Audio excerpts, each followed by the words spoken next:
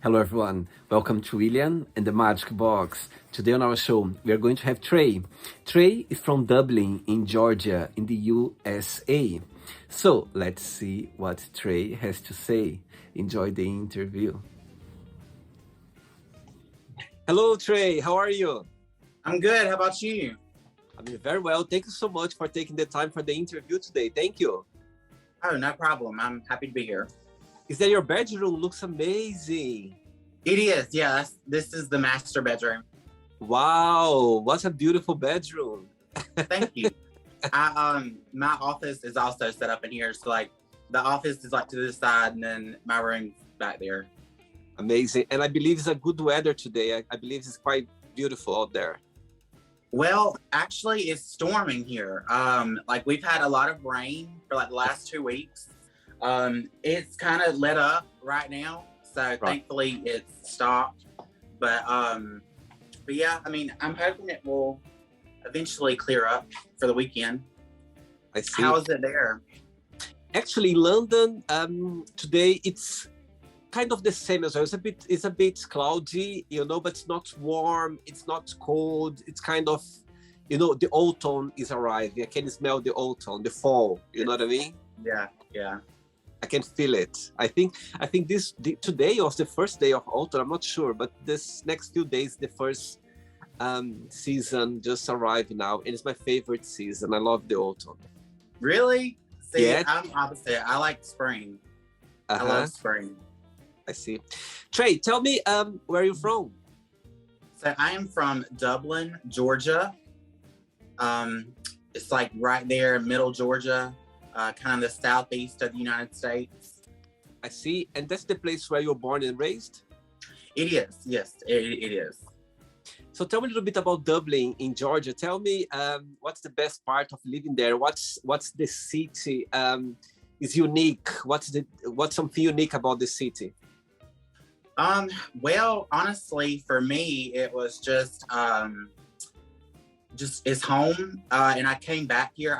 I've moved off a couple times, but my family's here, and I felt like that was the best place I could be for a little while. So, I mean, there's really nothing special about Dublin, as far as like, we don't have much going on. We have like 3 good restaurants, and that's about it, honestly. It's a lot of land, like farmland and agricultural style. So it's very rural in terms of like, it's not progressive. There's not really any shopping or anything. The only upside is you're 2 hours from Atlanta, which is the capital, and you're 2 hours from Savannah. So you got beach and then you kind of got mountains. You're like halfway in between. So that's one good thing about it, I guess you could say. But the most part, it's family, and sometimes you want to go home and be around your people. So absolutely. And Trey, what do you do for a living, for work? So I work in healthcare. I'm in HR administration. My job is basically to hire nurses and put them to work. So I do a lot of credentialing and a lot of interviewing. I see. And what do you like the most about your job? What's the most interesting part of it? I would probably say like the ability to offer someone a job, I guess. Like, I think that would probably be, I think everybody's in their life at some point has sat in an interview and you worried about like if you're going to get that job or not. And to kind of have that power to like be able to offer somebody a position to go to work, I feel like that's, it's rewarding. And also getting to know the nurses. You'll hardly find any nurse that is the same. They all have different backgrounds, come from different places, ages, ethnicities. I mean, and they're just wonderful people. And it's nice to get to know them. So I think that's probably my favorite part. I think this, the pandemic time, the last 2 years, the nurses, they are just the heroes in the doctors. Yeah, they really are. The nation. For a lot of them, they definitely don't go for like what they're not paid what they're worth, but they show up every day and they do like the best job, and they do a job that most people would not do. And that right there tells you how dedicated they are to helping others and just wanting to see, you get better. So, and I think that's the best part, just being around that and being able to kind of assist in that process. In 2020, when the world literally went upside down, every day, every evening at 8 p.m., everyone here in London, in England, everyone was just going outside their doors or outside the window and clapping every day, 8 p.m. Nurses, all the doctors, and it was such a good vibe. I got goosebumps now saying that, because I remember, the world was going through, a tough time. Nobody knew what was happening. Everyone was isolated. Everyone was kind of, locked at home. But at 8 p.m., everyone was going outside, and you could hear the claps everywhere, like people just clapping for those, heroes working. The healthcare, That's amazing. I wish we could have done, well, I know in different parts of the States, they were doing certain things like that. I know, I think what they did here was there was a lot of businesses that would sponsor food.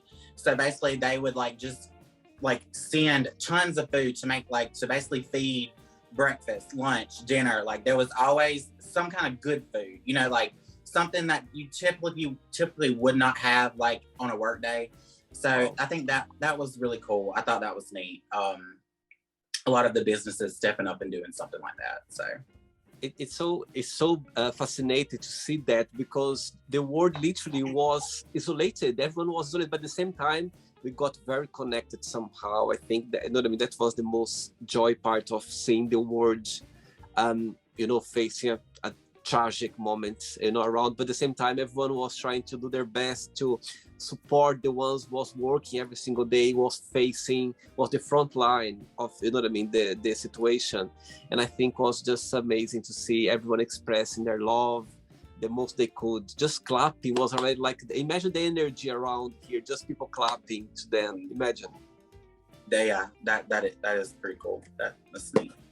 Trey, before we start our journey, William and the Magic Box, I would like you to tell me something interesting about yourself. Oh, okay. I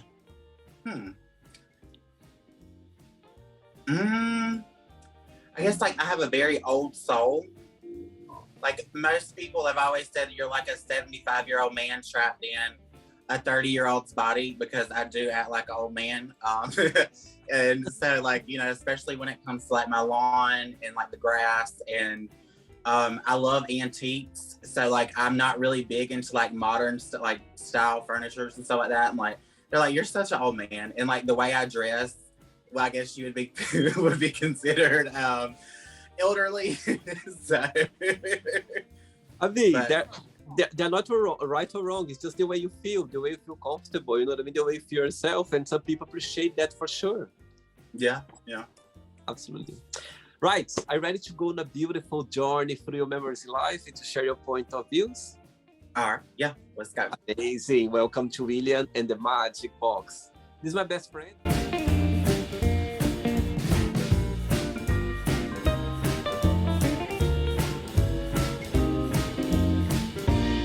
Full of random fun questions. I'm just gonna play a song now, just for us to move a little bit before the first question. Let's do it. All right.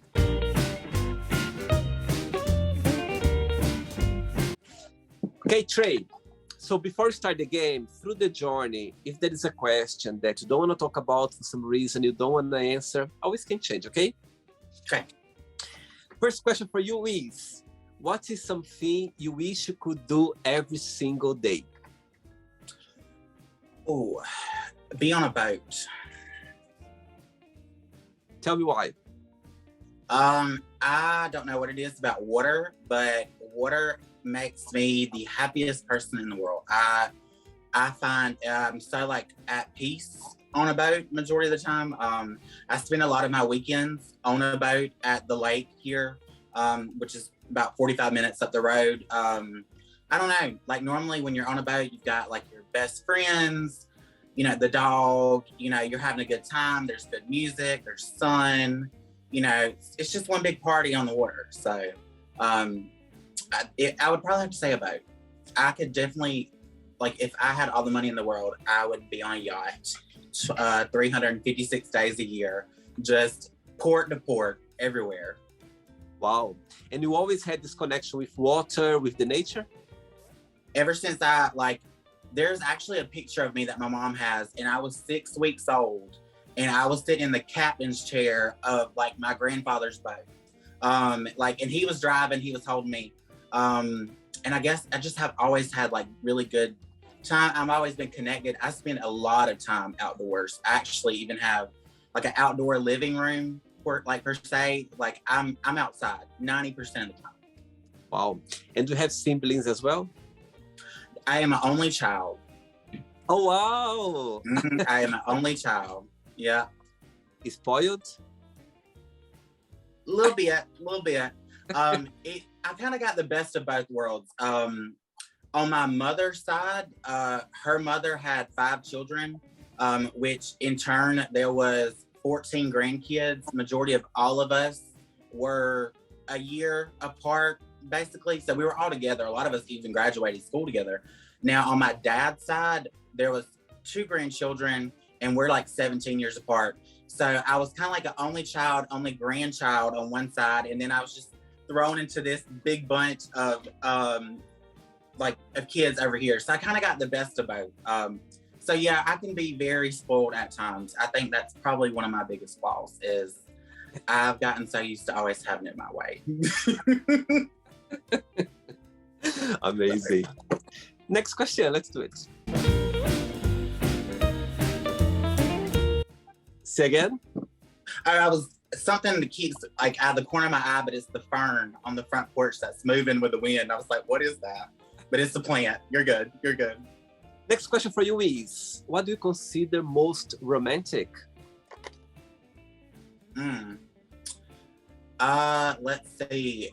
That's a really good question. I think I don't know if it would be like acts of service or gifts. Because like I'm not really one of those type of people that you've got to assure me all the time. But now like if you do something for me or buy me something, like I mean it could be as simple as a pack of gum from the store. But like the fact that you went somewhere, you thought about me, and like you picked this up thinking I would like it, that's probably the most romantic to me. Do you consider yourself to be a romantic person? It's something I work on. I am working on because I probably haven't always been. I think, you know, as you get older, you learn more stuff about yourself. You start to evolve more.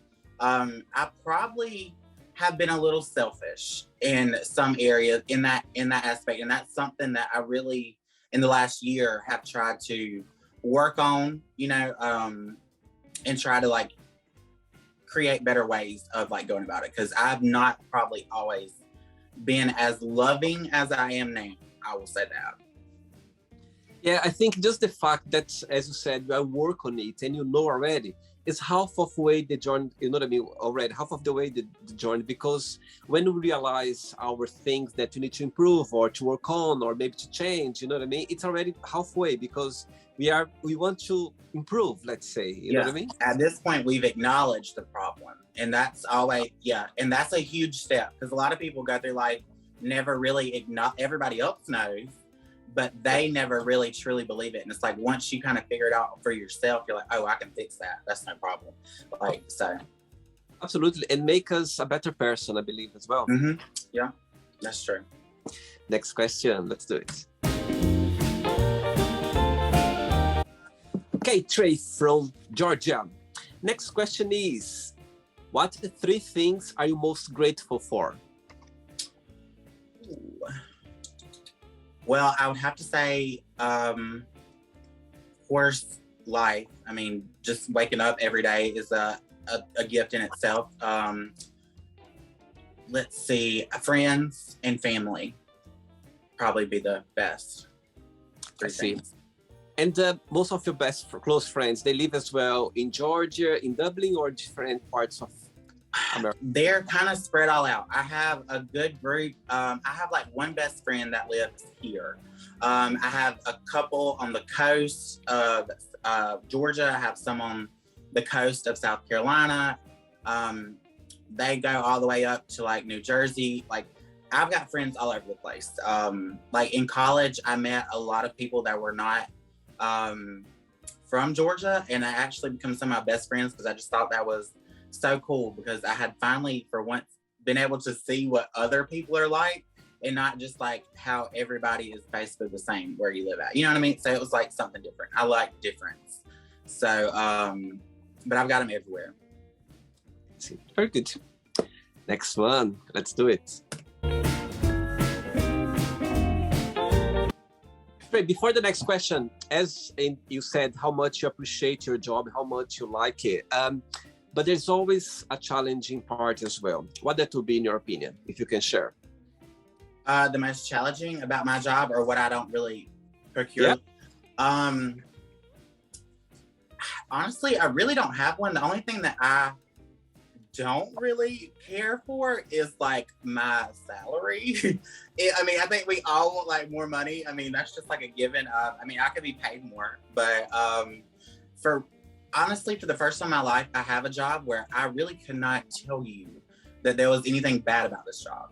Wow. I have probably the coolest boss in the world. She is amazing. She's like a personal cheerleader. Like she's great. The only thing that I could actually say that could improve the situation would just like up my salary, like just 30%. Like we'll be cool. Like we're good. I think all of us, we always think, okay, I could get a bit more than I'm getting right now. Yeah. Next question is, what made you laugh genuinely last time?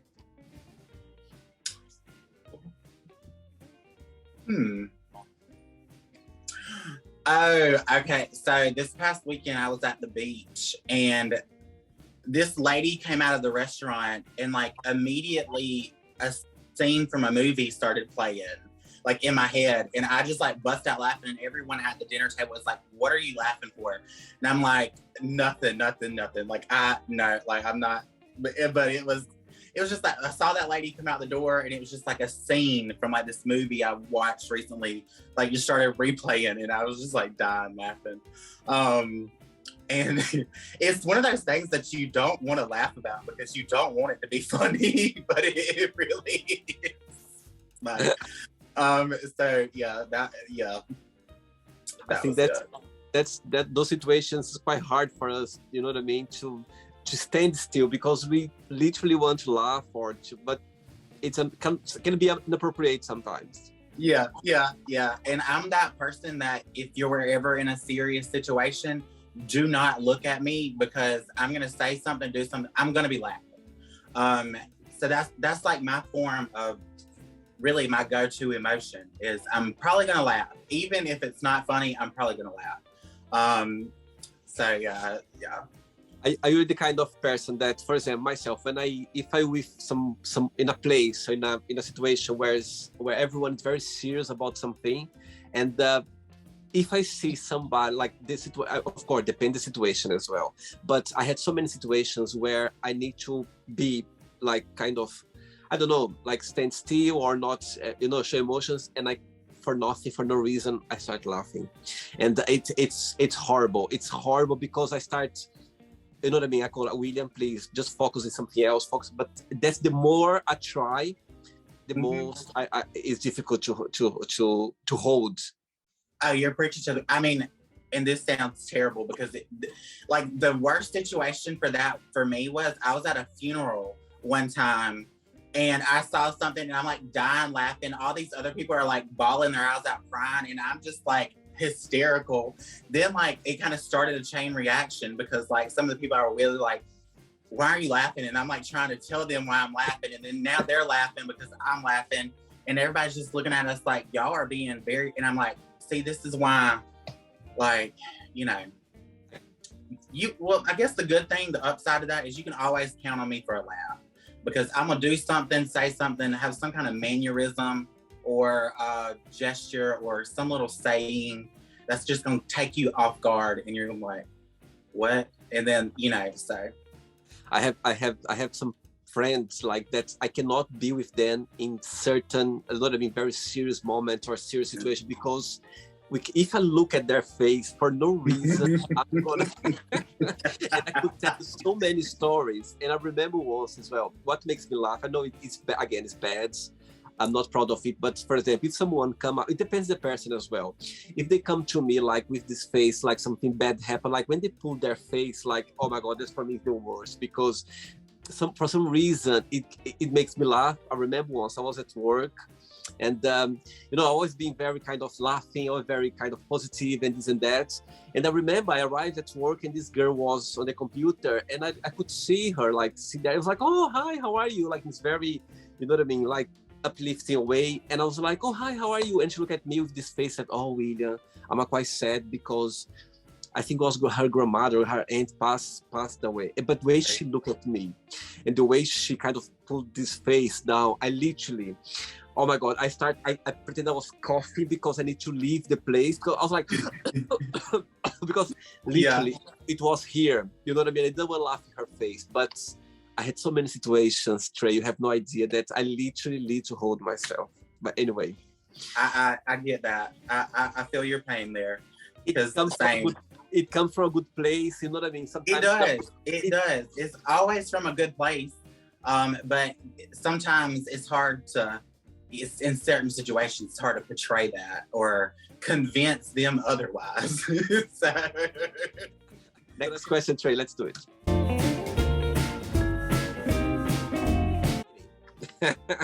Okay, next question is, what is the worst pickup line have you ever heard?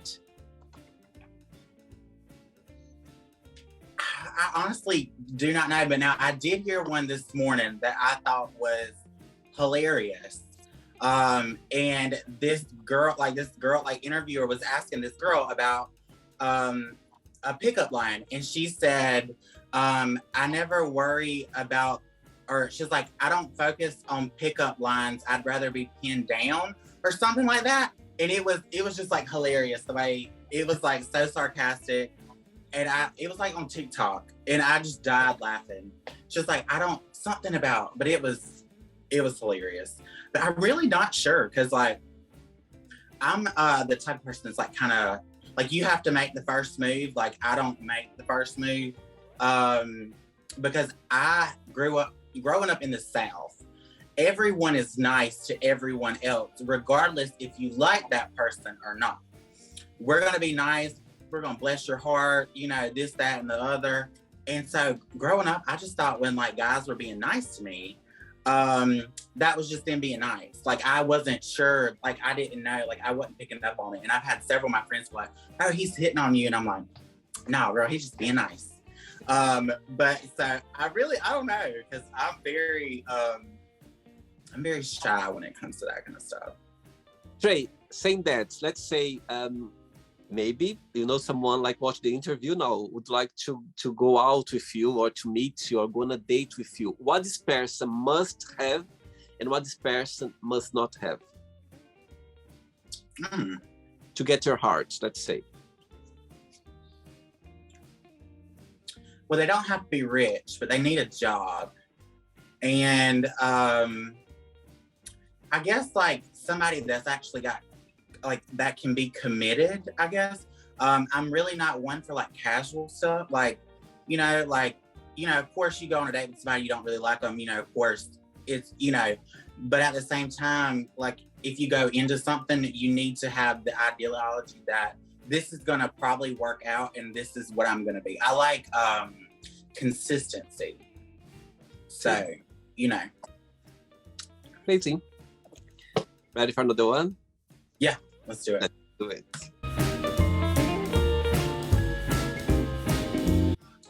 Right, before the next question, growing up as a gay boy, like in Dublin, in Georgia, tell me how was for you, and did you have the support of your family? How was the day when you came out? Did something happen, or you just felt okay? That's the day. Naturally, if you can share. So now my story is very different from a lot of the people that I know that around my area in a typical Southern upbringing.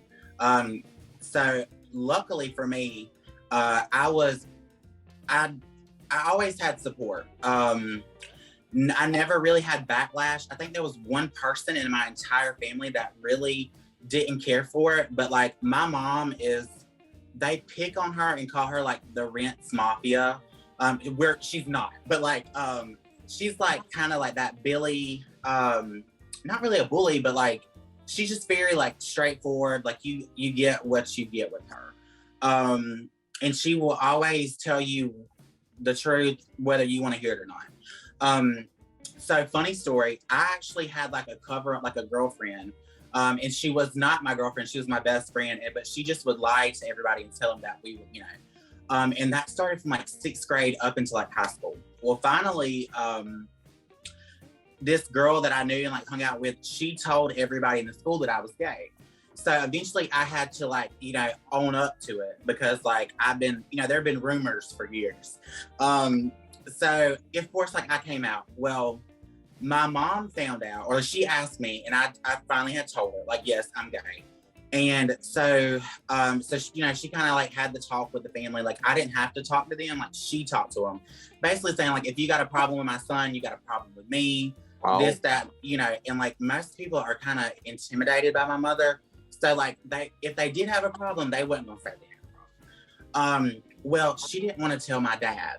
Because like my dad is very like macho man. He's very big sportsman. He's played like all sports. He hunts, fishes, all this stuff or whatever. And it was funny. She kept it from him for a year, right? Well, one day she walks into the living room and he's like in his recliner watching TV, and she's like crying. And he's like, "What's wrong with you?" And she was like, "I got to tell you something about Trey." And he's like, "Well, what's wrong with Trey?" Like he's freaking out, thinking like I've been in an accident or something. And she said, "Well, Trey is gay." And my dad, kid you not, starts dying laughing, busting out. And he said, "You just figured that out? I've known since he was 4. And and all of my uncles said the same thing. They was like, "Yeah, we've known since he was little. That's just Trey." Like, and that's where this whole thing came from. That's just Trey. And like, so I've always had a huge support system. And thankfully, I'm a lot like my mother in the fact that I've never worried about other people's opinions. I've always believed that what other people thought of me was none of my business. You know what I mean? Like, that's their issue. That's their deal. It's nothing I can do. All I can do is be the best person I know how to be. And if they don't like that, then that's your fault. That's your problem. I actually had a girl in high school. She was a cheerleader, and she gave me a piece of advice in 10th grade. I'll never forget it. And she was very popular. Everybody loved, and like I ran with that group, but like she was like cheerleader, like varsity kind of thing. And she told me this simple saying that her grandmother had told her growing up, and ever since then I use that for everything. And I won't say it on camera just because there is the cuss word in there. But basically, if you're not feeding me, financing me, or in a relationship with me, then screw off, basically. Like you're not relevant. And I've always used that. Like, you're not paying my bills, you're not putting food on my table, I'm not in a relationship with you. Your opinion probably does not matter. So. Wow. I love that, Trey. I really love that. And actually, I love the fact that your mom, because of her personality, she literally stand up for herself, and she literally intimidated people out there, say, okay, he's gay. I can picture her like literally saying that for the words, and people just like step back. Okay, you know what I mean? Like accepting, just looking for her, look at the way she was stand up for yourself. I think that's amazing. That's beautiful. And I think that's, I think this is love. You know what I mean? I call that love, literally pure love, because she was there for you. You know what I mean? And as you said, she came out for you. She kind of, spread around the thing. Yeah, because she knew like if it was left up to me, I probably, because I didn't care that much. Like, I didn't really care to tell them, because I've always said, like, what goes on in my bedroom and who I go to bed with ain't nobody's business but me and theirs and the Lord's. Like, that's our business. So, like, she kind of, addressed the rumors and also put it out there, like, if you got a problem with him, you got a problem with me. And to be kind of funny, she's like, you don't want that smoke. Like, you don't want that. So, I love it. She was a little bit, it worked, because like, honestly, everybody had known, and they'd known for years. The only person that didn't know was me. Like it took me a long time to kind of realize, like, yeah, I don't like girls. It's funny. It's funny because, and I love as well your dad's reaction because, as you said, the macho man, very masculine. You know what I mean? And that's what's fascinating about life. Sometimes you expect something very drastically, and suddenly he literally says something that you'd never thought that he would say something like that, and that's amazing. That's amazing as well. Like a good surprise. You know what I mean? Yeah. I have a good friend like that. He's like 6'7". He looks like macho, masculine, like a man's man. He opens his mouth and a queen comes out. And it's just like like the voice, everything, nothing matches him. And it's just hilarious. He's funny. I love that. Next question for you is, what makes you a unique person? I would probably say like my compassion. I've always lived like trying to put myself in other people's shoes. So like regardless of whatever's going on, I try to look at it from the other person's point of view before I even look at it through my point of view. Like, let me see what's going on. Like, let me figure out why you did what you did or said what you said. And then I can base my reaction off of that. Because, you know, like you never know what somebody's going through. I know a lot of people that are good at pretending. And, you know, like I grew up kind of like living in like a glass house, so to speak. So I learned not to throw rocks. So I just, you know, I always just try to understand people first, I guess. And a lot of people nowadays, I think pre-COVID definitely did not take the time to do that. I think after COVID, people have gotten a little bit more back to their roots and to more of that sensual side of their self, like the caring part, just because I think for a lot of people, that was the first time they suffered real loss. You know, like for me, I learned that lesson when I was very young. So like, I knew what it was like to like lose someone that meant so much to you. So I think, yeah, that would probably be my thing. Amazing, beautiful. Next question. Let's do it, Trey. Right. Next question is, what is one thing you can't live without? Hairspray. Yeah. That's why you have a beautiful hair. That's why you have this beautiful hair. Yeah, like hairspray or like my vape, and that's probably not the best thing, but I normally like I sleep with that thing in my hand like it's a pacifier. But hairspray, probably hairspray. And you always liked looking after your hair? You always had that thing with your hair? No, not really. That's just what everybody compliments me on, and I just kind of took it and run with it. Now, my best friend that lives here is like a master cosmetologist. So, and like I have been with her in the trenches, like back when she was working full time and going to school at night. And I would go up there to the school and let her play with my hair and like to get her hours to become, you know, and so she really is in charge of the hair. She does what she wants to it. I just fix it, basically. I'm her little walking experiment. Wow. So, and this color, is there a natural color? So growing up, I was blonde. I've always been blonde hair, blue eye. Well, like somewhere in like 6th grade, my hair started getting dark and it started getting brown. So basically what happens is like every 3 months I get highlights. And so at this point, it's just a bunch of levels of like, it's the same color, but it's just like levels of like how old or new they are. So like, of course, like the natural is like brownish color. And then just the top is like, I get highlights, I guess. Yeah. There's a name for it. I don't know what it is. Like I said, she tells me when to show up at the salon, a date and a time, and I'm hers. So. How long does it take for you to get your hair the way it looks right now? About 10 minutes. Oh, wow. At the most. I can get it done in about 3 or 4 if I'm in a hurry. But like you would think it would take a long time, but it really don't. Wow. I've had the same hairstyle for like 6 years.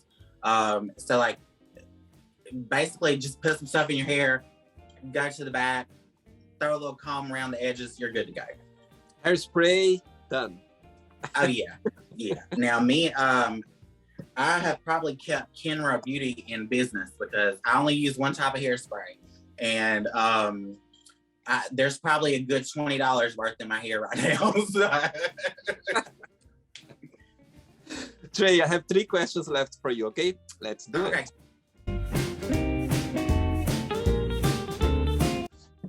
Next question for you is, if you could be in somebody's place, in somebody's skin for 24 hours, who that would be and why? Like, does it, like, if it's like an actress, like, can it be a character or does it have to be the actual actress?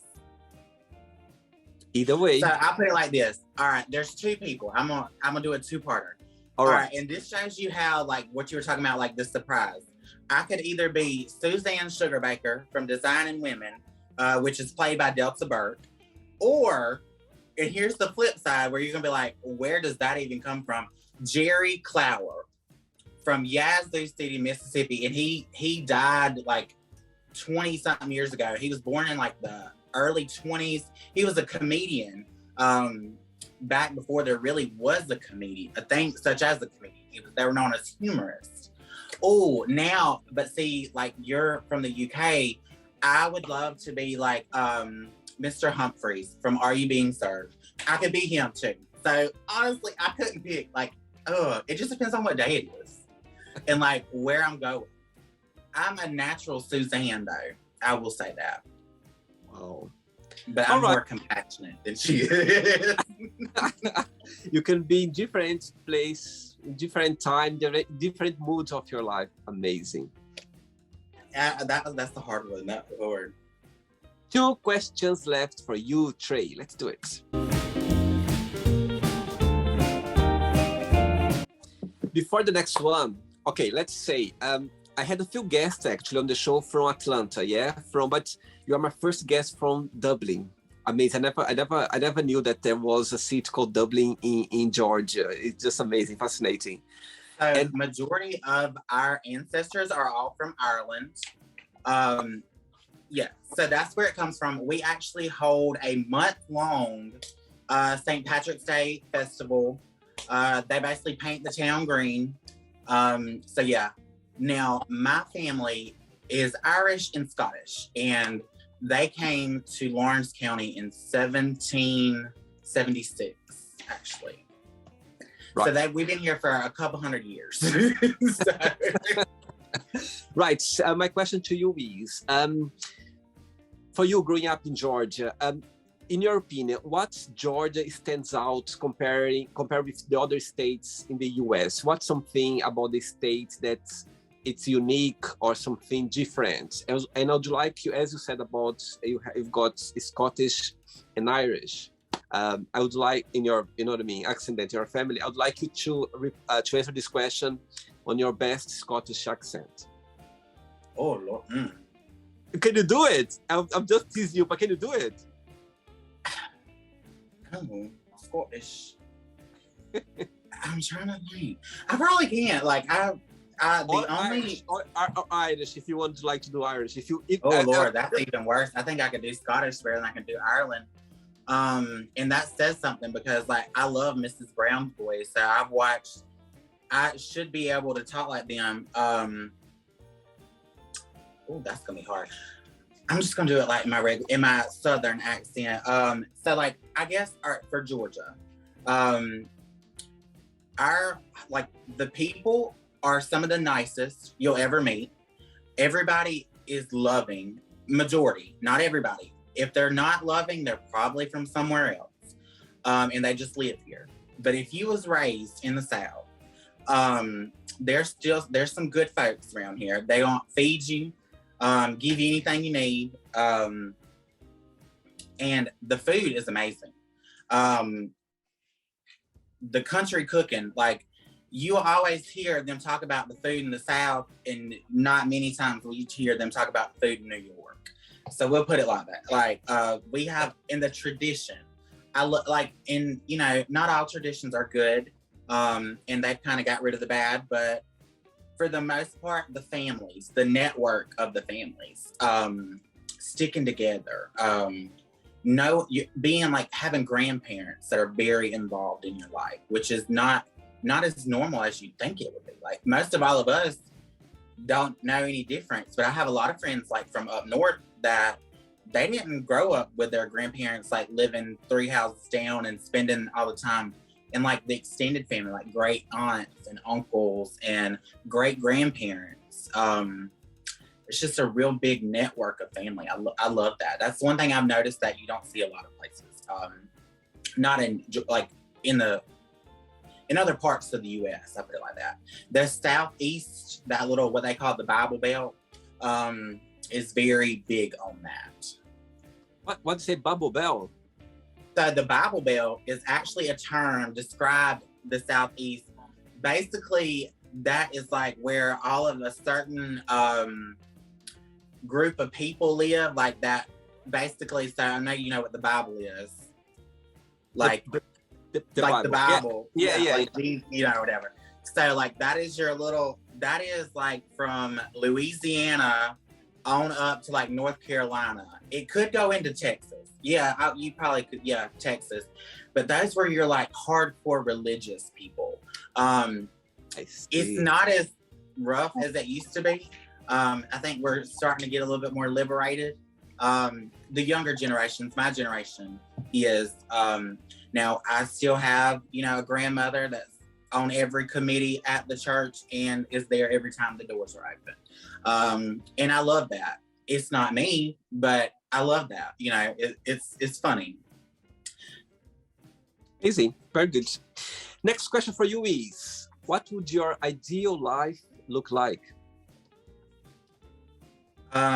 Basically, I would have a huge garden, like plants and even like vegetables, to like for my main downtime. But I'd probably spend a lot of time between the beaches and the lakes and on a boat, honestly, and maybe with like a staff. I would like to have like an assistant. Oh. I feel like that would be cool. Like I don't know what I'd do with them, but I feel like that'd be cool. Crazy. Do you like cooking? Love to cook. Love. Yeah, I'm not gonna toot my own horn, but I haven't had any complaints. I put it like that. But I love to cook. I actually have a rough draft of my own cookbook that when I'm older, that one day I can publish.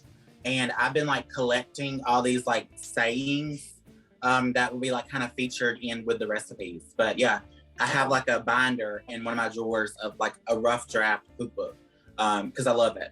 Love it. Wow. One day when I come to Atlanta, to Georgia, you know, I would like to try one of your dishes. I can do that. I can cook just about anything. And I'll definitely cook it once, even if it don't turn out good. Look, I'll try. So I love food. So for sure I'll enjoy it and I'll appreciate it. Me too. I'm a foodie. Me too. Ready for the last one, Trey? Let's do it. Last question.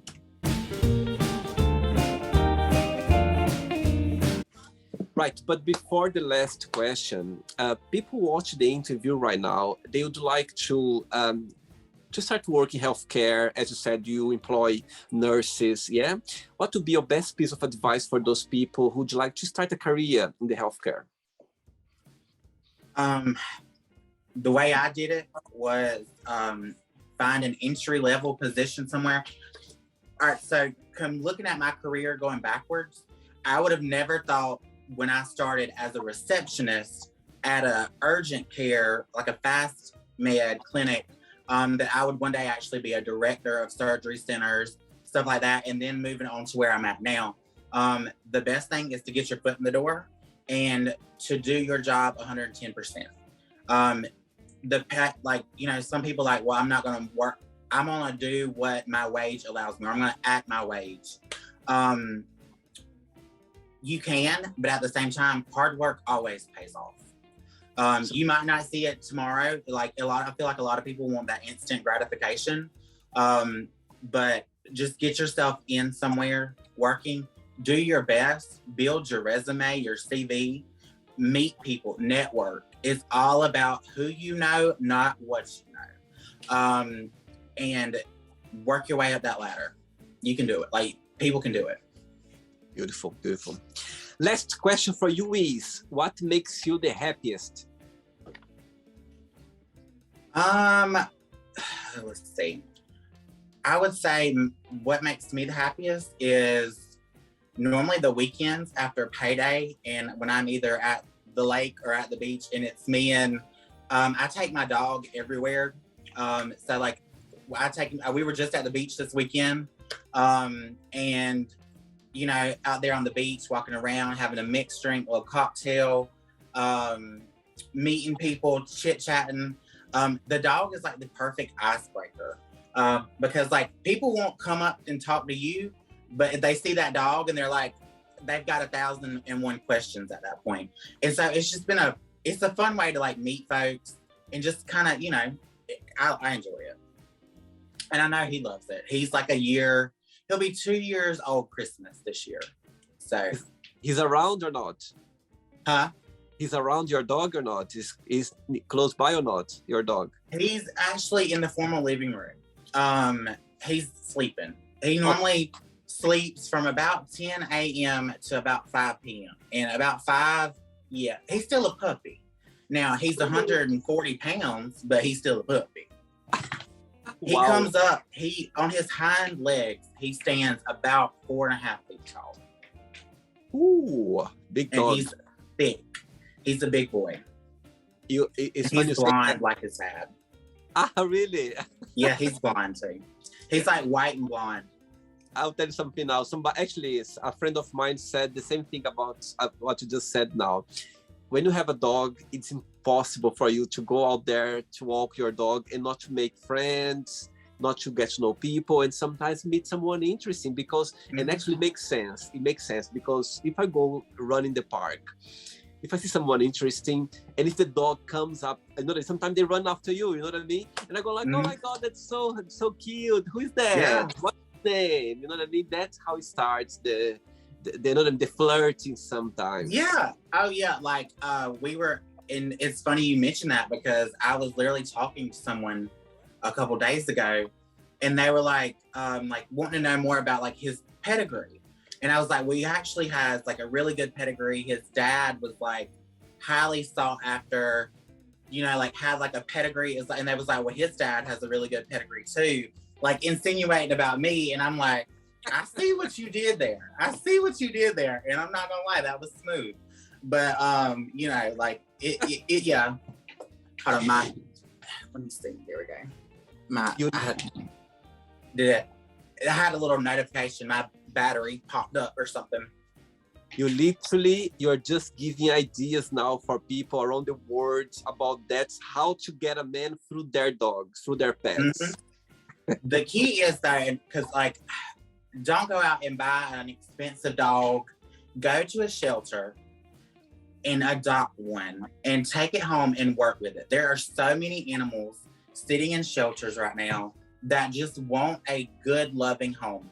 I have a very expensive, high pedigree dog, and he don't like me most of the time. But I've had some mutts that loved me. So don't think you got to go out and get this beautiful dog. Like, he's pretty, but the elevator doesn't always go to the top floor. I don't think with him. And in the end of the day, if they fancy you, the dog is just a way, is a bridge for them to get to you. You know what I mean? It's just like excuse. And I was just telling one of my friends this morning, I was like, because they were talking about like my Instagram, and I was like, well, I need to like just change it to Truby, because it's at this point it's nothing of pictures but the dog. I feel like a mother that just had a baby, and like, you know how like they'll like flood your timeline with like baby pictures. I'm sorry to anybody that follows me. I know you see all you see is my dog. Trey, It's not the end yet. Let's play now the word association game, okay? I'm going to give away some words. Just tell me one word that comes to your mind. Quick thinking. Okay. So, I hope you are enjoying the interview. Before we do the word association game, don't forget to give a like, don't forget to share this video, and also don't forget to subscribe to our channel. Just click on the button right there. Thank you so much and enjoy the word association game. Let's start with money.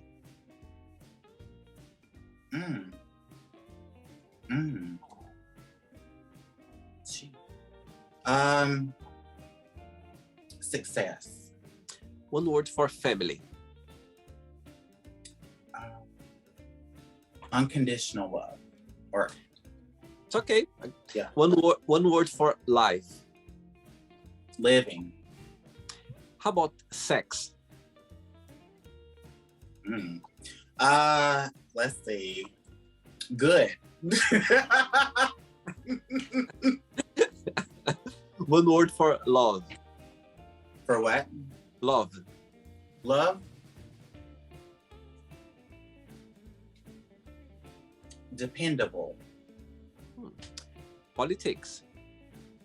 Neutral. Religion.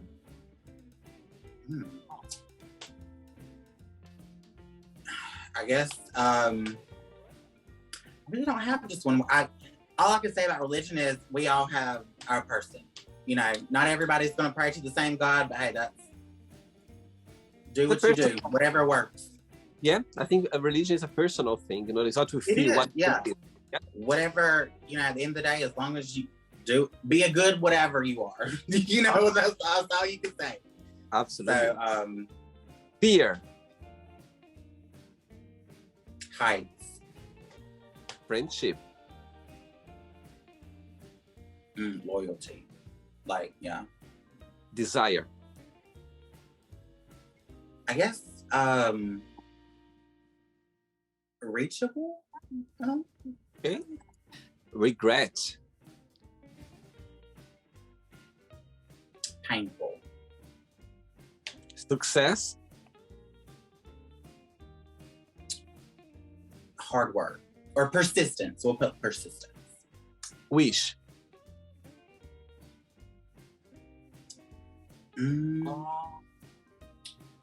Hopefully granted. Happiness. Self-love. One word for Dublin. Home. One word for Georgia.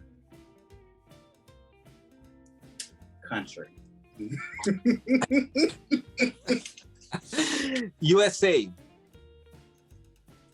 A mess. And the last one now, healthcare, one word.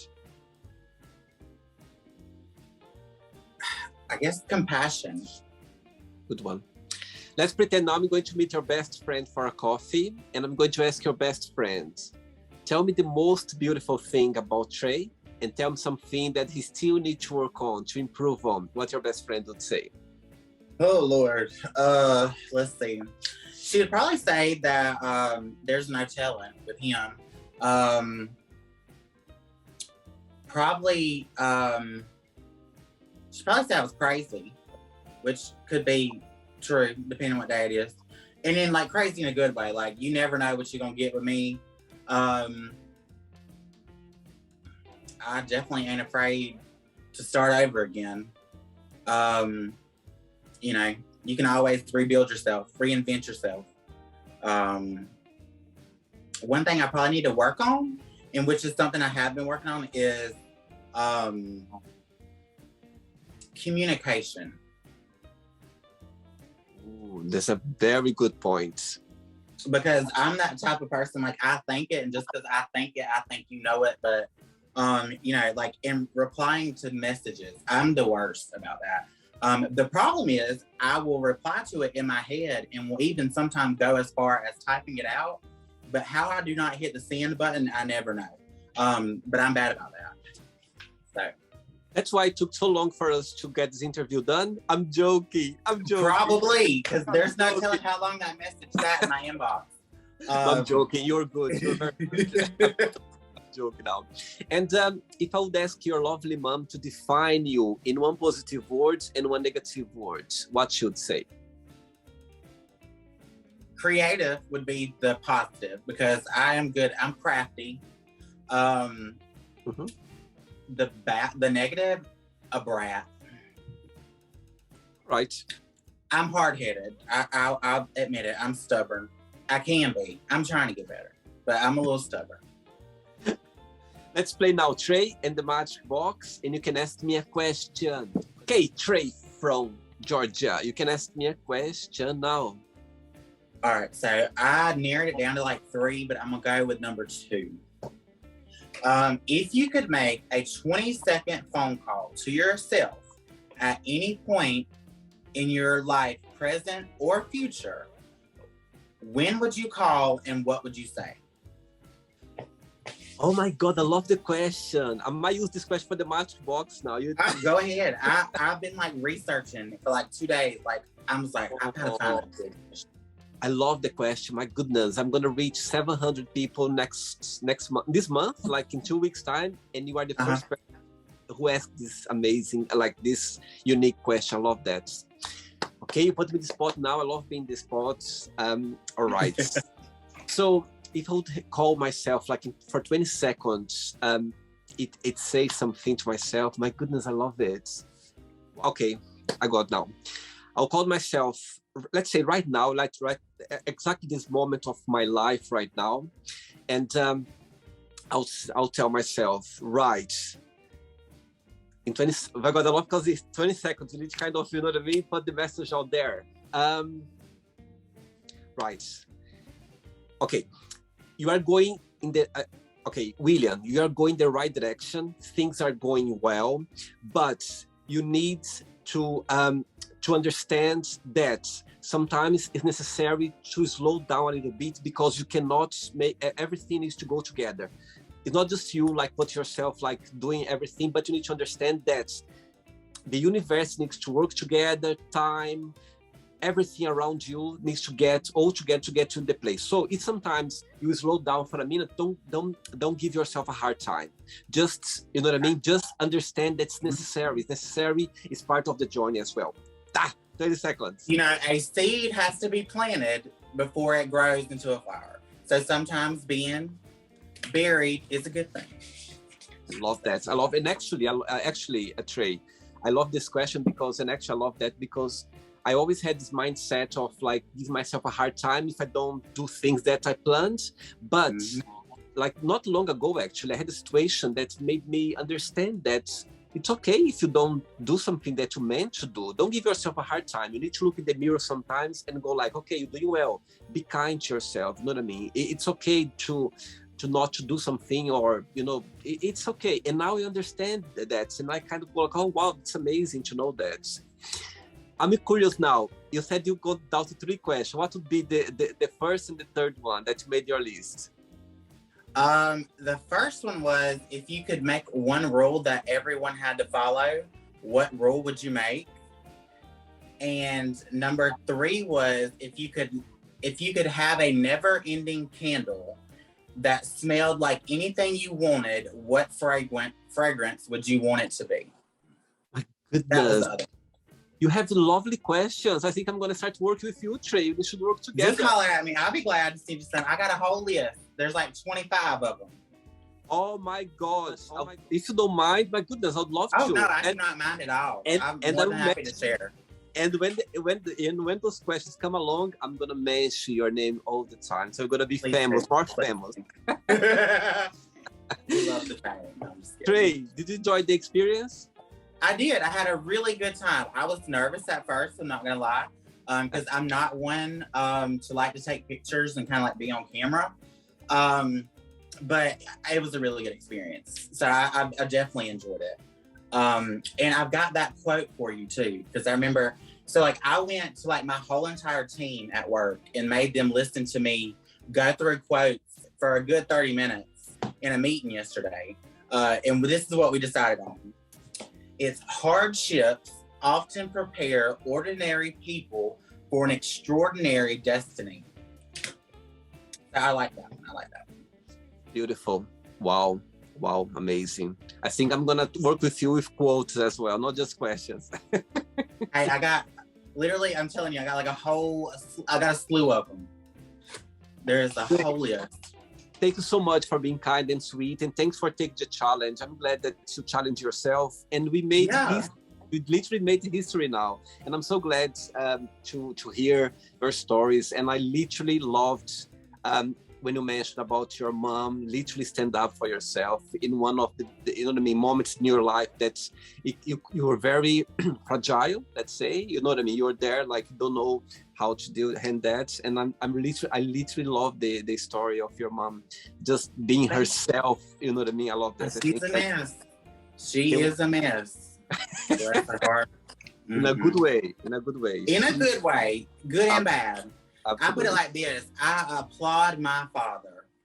How he's been married to her for this long, I will never know. Lord knows if I could find a man that put up with my shit or my stuff for that long. Because, Lord, she is a mess.